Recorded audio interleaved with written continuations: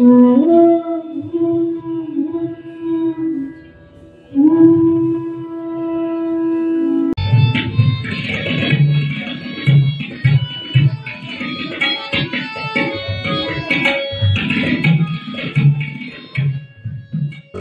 যদি শিখতে হয় তাহলে আগে শাস্ত্রীয় সঙ্গীতটাকে চর্চা করতে হয়, তবেই তার গলা তৈরি হয় এবং তার বেস তৈরি হয়, তার তালটাকে জায়গায় আসে।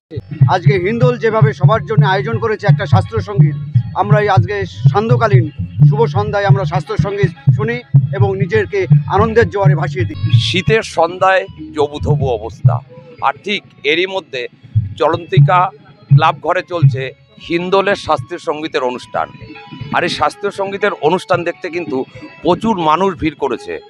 আমার সাথে রয়েছেন হিন্দোলের অন্যতম কর্মকর্তা মানিক বিশ্বাস।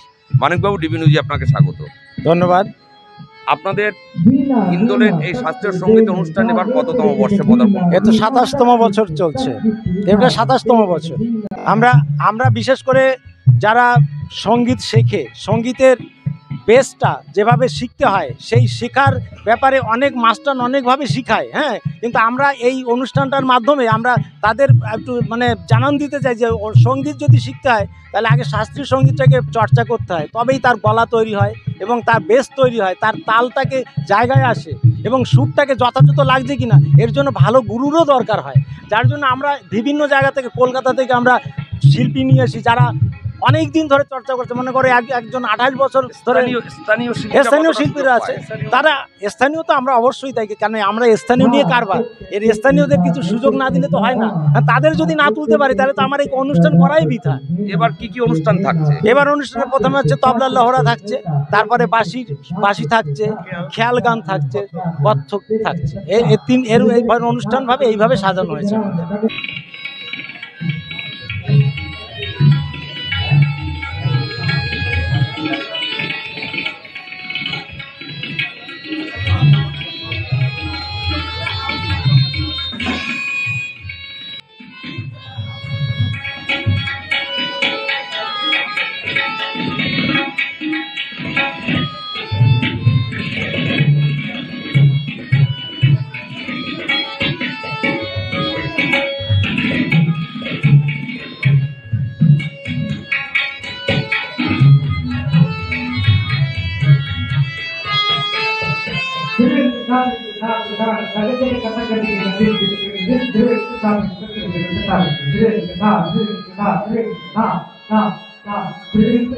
আমি হিন্দোলের এই শাস্ত্রীয় অনুষ্ঠানের জন্য আমি অভিনন্দন জানাচ্ছি এবং মনোরম দৃশ্য এই ঠাকুরনগরের বুকে করার জন্যে আমি এই হিন্দোলের শাস্ত্রীয় সঙ্গীত সম্প্রদায়কে আমি আন্তরিক অভিনন্দন, যাতে এরা আরও সুন্দর করতে পারে তার জন্য আন্তরিক অভিনন্দন এবং ধন্যবাদ জানাচ্ছি। মনে একটা ঝংকার বয়ে যায় শাস্ত্রীয় সঙ্গীত, আজকে যুব সমাজ হারিয়ে যাচ্ছে, সেখানে এই শাস্ত্রীয় সঙ্গীতের মাধ্যমে হিন্দোল যে আয়োজনটা করেছে অভূতপূর্ব। আমরা আনন্দিত, গর্বিত, আমাদের ছেলে মেয়েদের নিয়ে আমরা এখানে এসেছি। সবাইকে আহ্বান জানাচ্ছি আপনারাও আসুন।